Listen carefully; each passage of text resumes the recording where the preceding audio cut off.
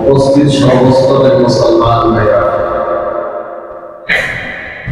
সর্বপ্রথম মহান রব্বুল আলামিনের দরবারে কৃতজ্ঞতা প্রকাশ করছি যিনি আমাদেরকে কোটি কোটি মানুষকে বাঁচাই করেন।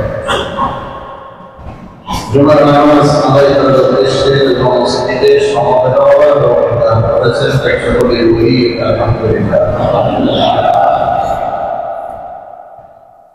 মাস চলতেছে শহর জিলকাদা, যেটাকে আমরা সংক্ষেপে জিলকদ মাস বলে থাকি। আজকে 25 তারিখ, আর 4 দিন পর কিংবা 5 দিন পর জিলহজ মাস আরম্ভ হবে, হজের মাস, কোরবানির মাস।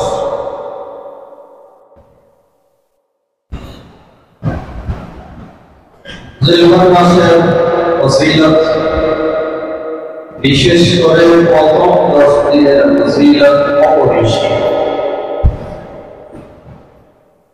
সেজন্য আজকে আমার আলোচ্য বিষয় হলো মৌসুমটা সামনে,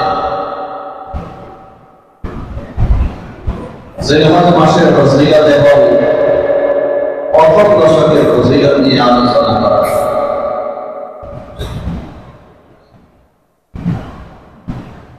জিলহজ মাসের ফজিলত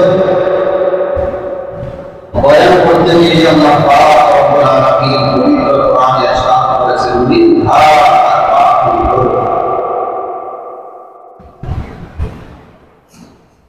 চারটি মাস খুবই গুরুত্বপূর্ণ মাস, মর্যাদাবান মাস। যুলকাদা, যুলহিজ্জা, মুহররম, আরেকটি হলো রজব মাস। এই চারটি মাসের মধ্যে একটি মাস হলো জিলহজ মাস, তথা চলতি মাস যেটা আছে।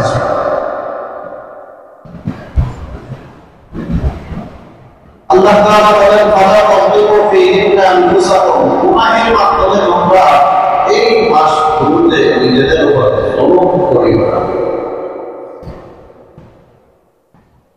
কোন মাসে জুলুম করা জায়েজ নেই, বিশেষ করে এই 4 মাসের কথা আল্লাহ পাক রব্বুল আলামিন পবিত্র কোরআনে বর্ণনা করে আমাদের মেসেজ দিয়েছে। এই 4টি মাসের গুরুত্ব অপরিসীম।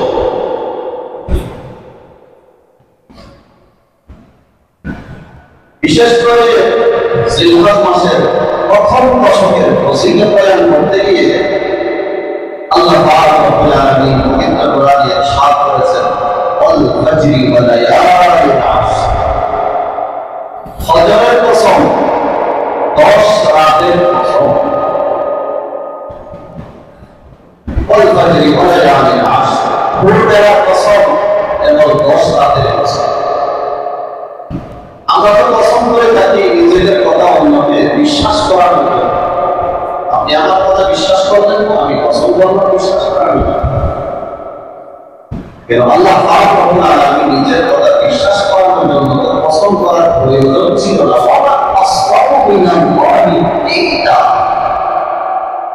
আল্লাহ যে সত্য কথা বলতে হয় আর কি আছে। তাহলে আল্লাহ তাআলা কসম করলেন কেন? কসম করার প্রয়োজন ছিল না। এরপরে আল্লাহ তাআলা ভোরবেলার শপথ করলেন না, 10 রাতের শপথ করলেন না। মুফাসসিরিনে যারা বলেছেন, পবিত্র কোরআনের বিভিন্ন জায়গায় বিভিন্ন নামে আল্লাহ পাক রব্বুল আলামিন শপথ করেছেন বান্দাদেরকে একটা মেসেজ দেওয়ার জন্য। যে নামে আল্লাহ তাআলা শপথ করেছেন সেগুলো আল্লাহ তাআলার কাছে খুবই পবিত্র। ভোরবেলার কসম করেছেন, 10 রাতের কসম করেছেন, আর অর্থ হলো ভোরবেলা আল্লাহ তাআলার কাছে এটি গুরুত্বপূর্ণ শপথ। 10 রাত মানে রাইসুল মুফাসসিরিন আব্দুল্লাহ ইবনে আব্বাস রাদিয়াল্লাহু তাআলা আনহু বলেছেন, 10 রাত মানে জিলহজের প্রথম দশক। এই প্রথম 10 দিনের কসম করলেন কেন? এই 10 দিনের গুরুত্ব আল্লাহ পাক রব্বুল আলামিনের দরবারে অপরিসীম, সেটা কি জানেন? ভোরবেলার কসম কেন বলেছেন? ভোরবেলার সময়টা আল্লাহ তাআলার কাছে খুব গুরুত্বপূর্ণ, অথচ এই সময়টা আমাদের ভুলে চলে যায়।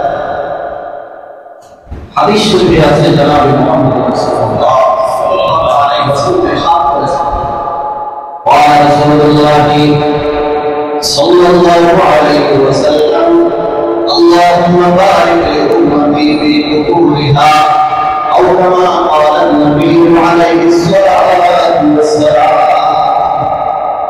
আল্লাহ রাসূল বলেন, হে আল্লাহ, আমার উম্মতের সকালবেলায় বরকত করে দেন। এজন্য সকালবেলা কাজে বরকত বেশি। কিন্তু এই সময়টা আমরা ঘুমের মধ্যে হারিয়ে যাই। সকালবেলায় 2 ঘন্টার ঘুম হবে, মুহাম্মদ রাসূলুল্লাহ সাল্লাল্লাহু আলাইহি ওয়াসাল্লামের নীতি ছিল না।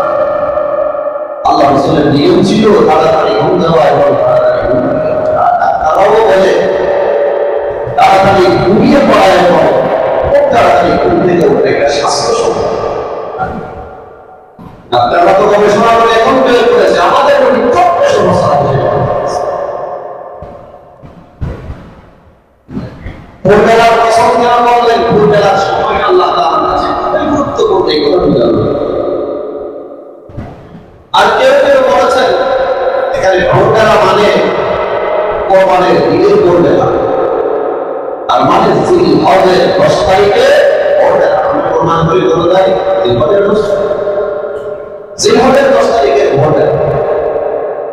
আল্লাহ তাআলা জিলহজের 10 তারিখে ভোরবেলার নামে কসম করলেন কেন?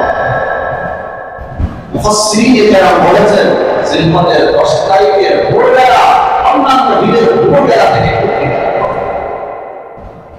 এমনি ব্যতিক্রম। প্রত্যেক ভোরবেলার জন্য একটি রাত আছে, ফজরের জন্য রাত আছে, রাতের পরে ফজর আসে, রাতের পরে ফজর আসে। কিন্তু জিলহজের 10 তারিখের যে ভোরবেলা আছে, ফজরের সময় আছে, এই ফজরের জন্য, এই ভোরবেলার জন্য কোনো রাত নেই শরীয়তের। কেমনে রাত নেই? আমরা সকলে জানি হজের রুকন সমূহের মধ্যে, ফরজ সমূহের মধ্যে একটি ফরজ হলো আরাফার ময়দানে অবস্থান। হাজী সাহেবরা আরাফার ময়দানে অবস্থান করে কত তারিখ? জিলহজের 9 তারিখ। জিলহজের 9 তারিখ অবস্থান করতে হয় হাজী সাহেবের।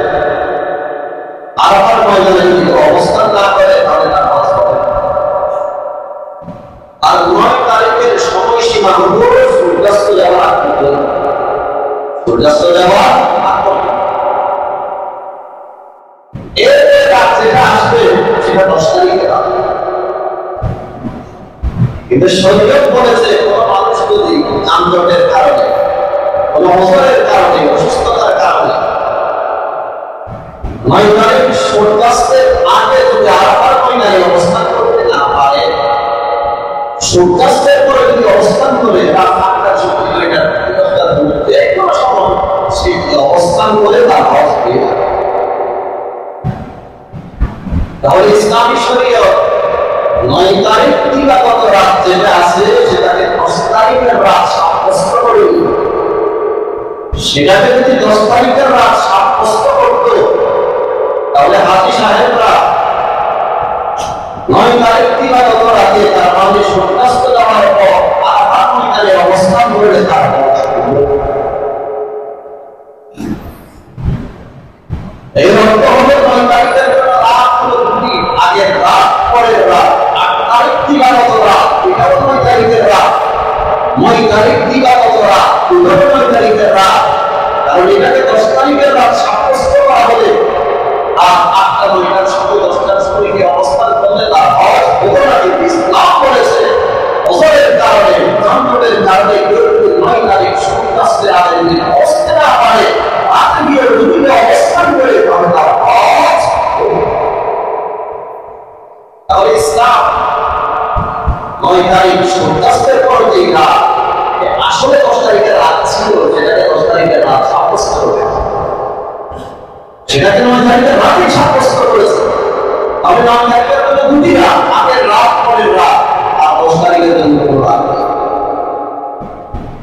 জিলহজের 10 তারিখের ভোরবেলা যেটা আছে সেটা হলো অন্যান্য ভোরবেলা থেকে ব্যতিক্রম। সব ভোরবেলার জন্য একটি রাত আছে, কিন্তু জিলহজের 10 তারিখের যে ভোরবেলা আছে শরীয়তের দৃষ্টিতে তার জন্য কোনো রাত নেই, সেই জন্য অন্ধকার ফাজিলি বলে জিলহজের 10 তারিখের ভোরবেলা পছন্দ আছে। অন্যান্য ভোরবেলা আছে যে ব্যতিক্রম ধর্মী ভোরবেলা, এইটা বোঝানোর জন্য আল্লাহ ফজরের কসম দিয়েছে। জিলহজের 10 তারিখে ফজরের কসম।